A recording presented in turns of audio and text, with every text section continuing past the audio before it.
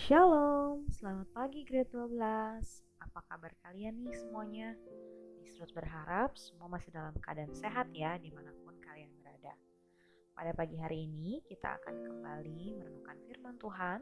Sebelum kita memulai segala aktivitas di hari ini, kita mau duduk di kaki Tuhan dan kita mau sama-sama merenungkan apa yang menjadi isi hati Tuhan supaya kita bisa hidup seturut dengan kehendaknya.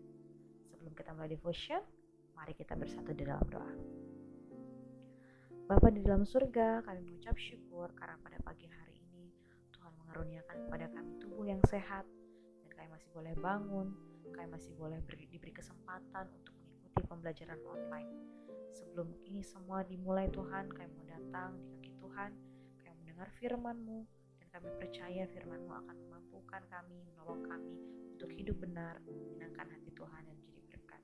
Pimpin kami Tuhan dalam meneliti firman-Mu ini, supaya apa yang mau Engkau sampaikan sungguh-sungguh dapat kami mengerti dengan baik. Kami sambut berkat-Mu dan hati yang penuh ucapan syukur. Dalam nama Tuhan Yesus kami berdoa. Amin. Anak-anakku sekalian, grade 12, firman Tuhan pada pagi hari ini yang akan kita sama-sama renungkan terambil dari kitab Ezra pasalnya yang ke-7. Ya, kalau kalian ada waktu, kalian silahkan buka Bible kalian dan kalian baca. Karena ayatnya cukup panjang di dalam pasal ini, kalian bisa membaca secara mandiri. Di dalam devotion ini misalkan ambil highlight beberapa saja yang akan menjadi poin pembahasan di dalam devotion kita pada pagi hari ini.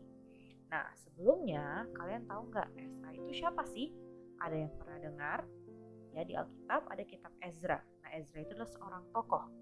Pertanyaannya, Ezra itu siapa sebenarnya?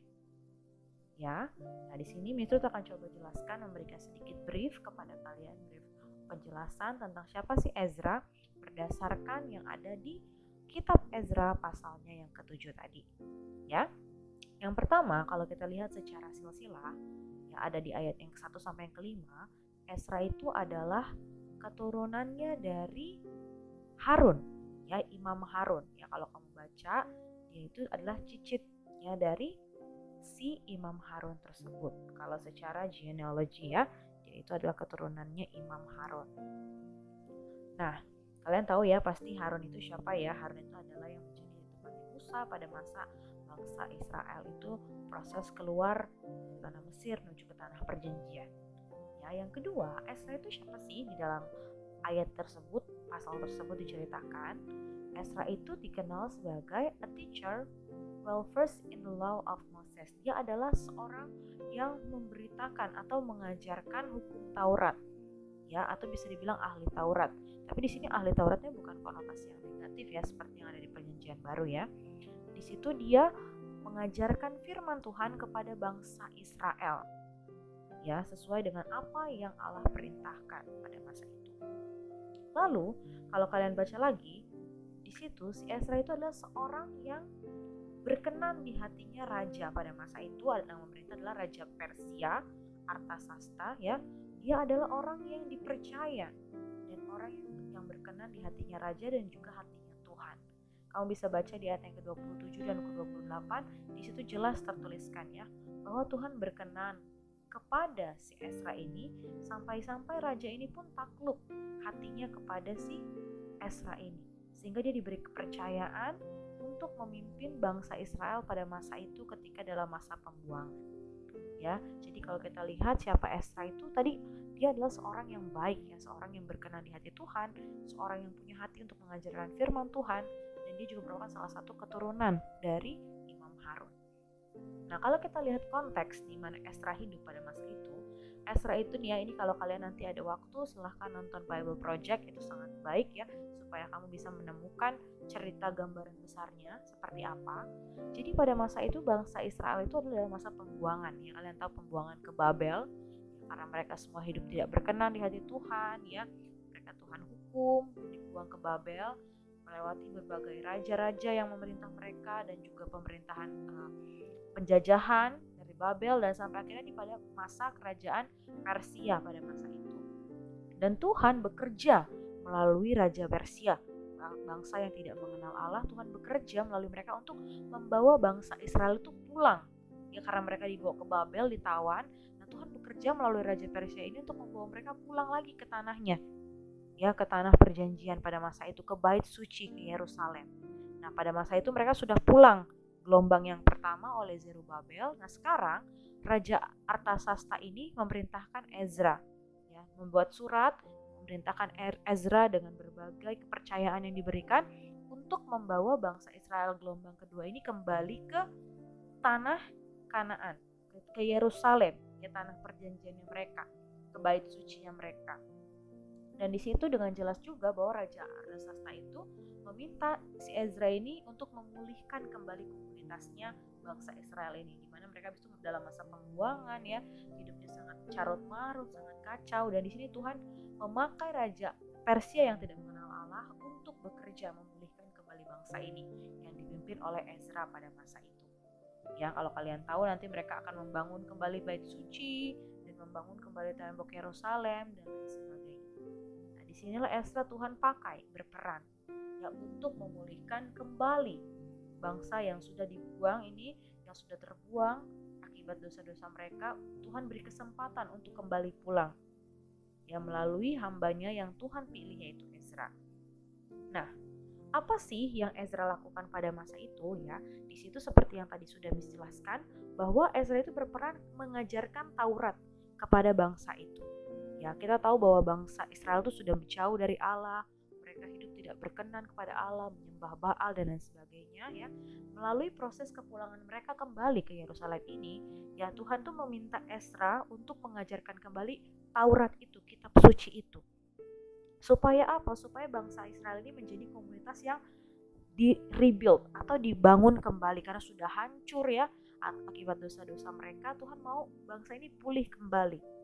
Ya, dengan apa caranya? Dengan mereka kembali diajak lagi untuk kembali berbalik dari jalan-jalan mereka yang jahat untuk menyembah Allah Israel, ya, Allah Yahweh itu sendiri yang diajarkan di dalam kitab suci Taurat pada masa itu, ya. Mereka waktu itu memegang kitab Taurat pada masa itu, ya, yang menjadi kitab mereka yang mereka baca di bait suci itu kitab Taurat, kitab-kitab Musa pada masa itu, ya. Kita lihat di sini Tuhan memakai Ezra untuk membangun komunitasnya yang sudah rusak karena dosa, yang sudah menerima hukuman, dan Tuhan pakai Ezra untuk memulihkan. Nah, di sini kita lihat, ya, Nak, bukankah ya ini apa yang Ezra sudah lakukan, ya? Dia mengembalikan bangsa tersebut dan juga rebuilding, ya, yang sudah rusak dibangun kembali pada masa itu. Nah, bukankah ternyata, ya, kalau kita tilik kembali, bukankah ini juga hal yang sama yang menjadi peran kita saat ini, anak-anak, ya? Dunia kita ini adalah dunia yang sudah rusak dengan dosa. Kejahatan ada di mana-mana, kerusakan baik dari alam yang dirusak ataupun manusia yang saling tidak toleransi satu sama lain, saling menyakiti, saling melukai, ya. We live in a sinful world, ya, dunia yang begitu gelap dan jatuh dalam dosa. Dan disinilah juga peran kita, sama seperti Ezra berperan pada masa itu, ya, menjadi perantara yang membawa bangsa Israel untuk kembali pulih ke jalannya Allah, ya, di-rebuild lagi community-nya. Bukankah itu juga peran dan pesan yang sama yang Tuhan mau untuk setiap kita lakukan sebagai anak-anak Allah di masa ini, ya? Melalui bidang kita masing-masing, kita membawa dunia ini menjadi dunia yang lebih baik, ya. Kita mengubah dunia ini menjadi tempat yang lebih baik untuk kita tinggal. Dunia yang sudah rusak karena dosa, Allah mau kita berperan di dalamnya untuk kembali memulihkan ciptaan yang sudah rusak tersebut. Ya, seperti yang menjadi tema sekolah kita pada tahun ini, ya, kita memiliki tanggung jawab untuk memproklamirkan Kristus. Ya, apa yang Kristus sudah kerjakan, kematian dan kebangkitannya yang memulihkan kita semua, dan kita berperan di dalamnya. Dan di sini melalui apa? Seperti yang Ezra lakukan, ya, dia berperan melalui teach the Torah, ya, melalui firman yang benar. Dengan firman yang benar tersebut bisa membangun kembali komunitasnya yang sudah rusak. Sama seperti kita, ya, dalam Kolose 1 ayat 28 sampai 29, ya. Kita memproklamirkan Kristus untuk menjadi dunia ini kembali kepada Allah dengan mengajarkan everyone with all wisdom. Ya, kita mengajar, itu menjadi tanggung jawab kita. Supaya setiap orang tuh bisa bertumbuh semakin dewasa di dalam Kristus. Ketika orang-orang bertumbuh dewasa di dalam Kristus, semakin serupa dengan Kristus, pastinya mereka punya hati yang untuk memulihkan dunia ini, memulihkan komunitas yang sudah rusak oleh dosa. Itu pasti, tidak mungkin orang yang sudah ditangkap Kristus tidak punya hasrat untuk itu. Dan itulah tugas yang sama dan pesan yang sama yang juga menjadi tugas untuk setiap kita. Ya, kita sudah ditebus oleh Kristus, setiap dosa kita sudah dibayar lunas.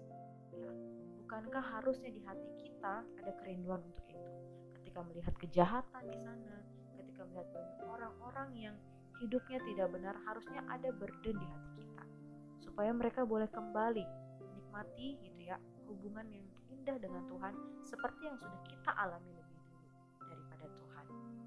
Dan di sini di-emphasize dalam Kolose ini ya, itu semua tidak bisa kita kerjakan kalau kita tidak punya energi dari Tuhan. Ya, sama seperti apa yang Ezra alami pada masa itu ya. Kita lihat ada di Ezra pasal yang ke-7 ayat yang ke-10 ya. Dia itu sangat sungguh-sungguh ya, devoted himself to study and observe of the law of the Lord. Ya, ketika Ezra punya beban dan punya tugas untuk mengajarkan firman Tuhan dan membangun komunitas, dia tidak hanya sekedar alright, ini tugasku, tidak. Tetapi dia ada kerinduan dalam hatinya untuk belajar sungguh-sungguh. Ya, karena dia tahu dia tidak mungkin mengajar kalau dia tidak diperlengkapi dengan baik. Makanya di situ dibilang bahwa dia benar-benar sungguh-sungguh mempelajari, meneliti hukum Allah itu. Makanya dikenal situ Ezra itu pada masa itu adalah ahli Taurat ya. Ahli Taurat bukan konotasi yang buruk ya pada masa itu ya. Dia yang benar-benar mempelajari firman itu. Karena dia tidak mungkin mengajarkan kepada bangsa Israel kalau dia tidak mempelajari dulu firman itu dan tidak terlebih dahulu firman itu merasuk dalam dirinya.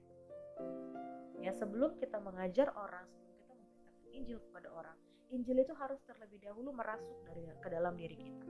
Ya, karena kita tidak pernah bisa membagikan apa yang tidak pernah kita punya.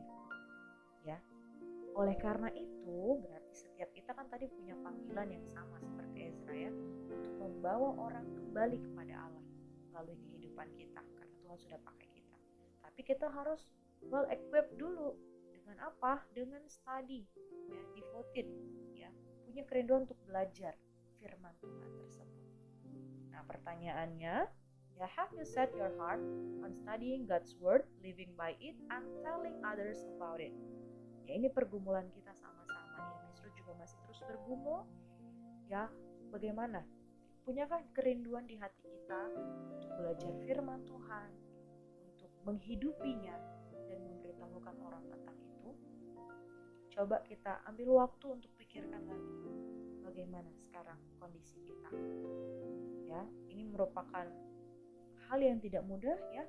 Miss Ruth percaya setiap kita punya pergumulan dalam melakukan hal ini. Tapi di sini ada beberapa hal yang Miss mau sampaikan kepada kamu yang mungkin bisa membantu kamu ketika kita belajar firman Tuhan. Yang pertama adalah kita harus intentional. Ini memang harus disengaja. Ya, kita tahu ini sebuah kebutuhan, jadi kita harus benar-benar secara sengaja melakukannya, menjadwalkannya. Ya, bukan hanya nanti kalau ada waktu kosong, nanti bukan, tapi memang ada intentional, secara sengaja. Ya, karena naluri kita pasti maunya enak-enakan, naluri kita pasti maunya berdosa. Ya, oleh karena itu kita harus disengajakan hal tersebut. Ya, belajar firman Tuhan, baca firman Tuhan itu adalah sesuatu yang harus kita sengaja. Nah, bagaimana sesuatu yang sengaja itu bisa lebih works? Harus ada disiplin. Makanya ada yang namanya disiplin rohani. Ya, yang namanya disiplin tidak enak ya nak, karena kita keluar dari zona nyaman kita. Tapi Miss percaya dengan kita melatih diri kita, ya sama kayak kamu workout nge-gym. Ya, kalau kamu nge-gymnya nggak rutin ya, nggak disiplin ya, kamu nggak akan kebentuk ototnya. Ya, apa otot yang kamu mau nggak akan kebentuk.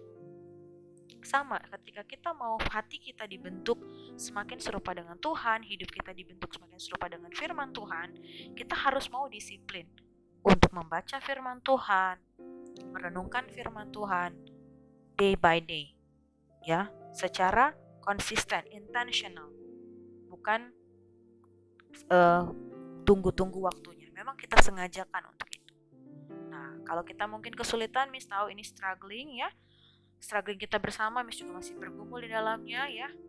Oleh karena itu mungkin kita butuh accountable partner, ya, Mungkin kamu butuh teman atau butuh kakak rohani yang bisa menolong kamu untuk bisa disiplin dalam firman Tuhan. That's okay, nggak apa-apa. Ya, karena kita butuh komunitas mungkin untuk kita bertumpu.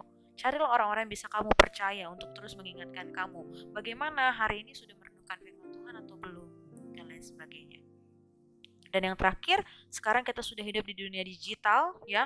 Banyak sekali resources yang kita punya, banyak sekali apps yang bisa menolong kita untuk punya waktu yang bahkan ada remindernya untuk kita renungkan firman Tuhan.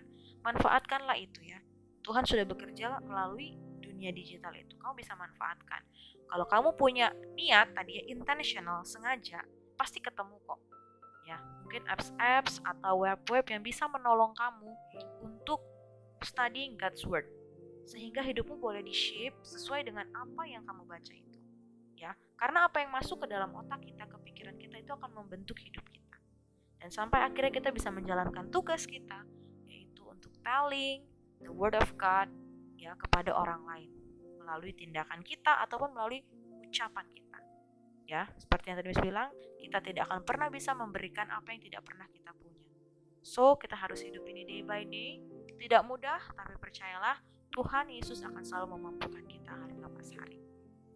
Percayalah dan intentionalkanlah itu dalam kehidupan kita sehari-hari. Kita akan berdoa untuk menutup devotion kita pada pagi hari ini. Kita minta pertolongan Tuhan untuk kita punya semakin kerinduan mempelajari firman-Nya, dan kita juga punya sukacita dan semangat untuk memasuki kuartal 2 ini, dan juga kita akan berdoa untuk persiapan sekolah tatap muka. Mari kita berdoa. Bapa dalam surga, kami mengucap syukur untuk firman-Mu yang begitu mereview kami Tuhan, yang kami seringkali lupa mungkin akan panggilan kami sebagai anak-anak Tuhan. Ampuni kami ya Bapa. Tolong kami Tuhan dalam aktivitas sehari-hari, dalam segala kesibukan kami, dalam segala aktivitas yang mungkin lebih menyenangkan, yang sering kali membuat kami lupa, hati kami tidak ingat ataupun tidak punya merasa kebutuhan untuk membaca firman Tuhan. Ampunilah kami ya Bapa. Tolong kami Bapa, bentuk hati kami kiranya hari lepas hari kami boleh semakin disiplin untuk mencari apa yang menjadi kehendak Tuhan melalui pembacaan firman Tuhan. Sebab kami percaya dengan kami membaca merenungkan firman Tuhan, hidup kami bisa diubahkan melaluinya juga Bapa. Kami juga mau berdoa pada pagi hari ini. Kami bersyukur kami boleh masuki kuarter yang kedua ya Bapa. Kuarter di semester 1 ini, kuarter terakhir semester 1 ini. Kira tolong setiap anak-anakmu grade 12, berikan mereka semangat Tuhan. Sebentar lagi mereka akan lulus, kiranya mereka boleh menuntaskan setiap tugas tanggung jawab mereka dengan penuh sukacita. Berikan mereka semangat sehingga mereka boleh lulus dengan mulus di tahun ini ya Bapak, di tahun ajaran ini. Kami juga berdoa untuk rencana sekolah tatap muka yang akan segera dilaksanakan. Banyak hal yang harus dipersiapkan, banyak hal yang mungkin menjadi keraguan atau kebingungan kami ya Bapak. Kiranya Engkau berkenan menolong kami, berhikmat bagi setiap pimpinan sekolah ataupun pemimpin di dinas-dinas pendidikan di kota kami Tuhan, sehingga boleh merancangkan sekolah tatap muka ini dengan baik dan tetap safe untuk setiap warga sekolah. Kami akan memulai segala aktivitas di hari ini. Tuhan berkenan menolong dan memampukan kami untuk melakukan yang terbaik yang menyenangkan hati Tuhan saja. Nah, doa kami dalam nama Tuhan Yesus kami berdoa dan mengucap syukur. Amin. Oke, thank you grade 12. Selamat memulai hari ini. Terus lakukan yang terbaik dan God bless you all. Bye-bye.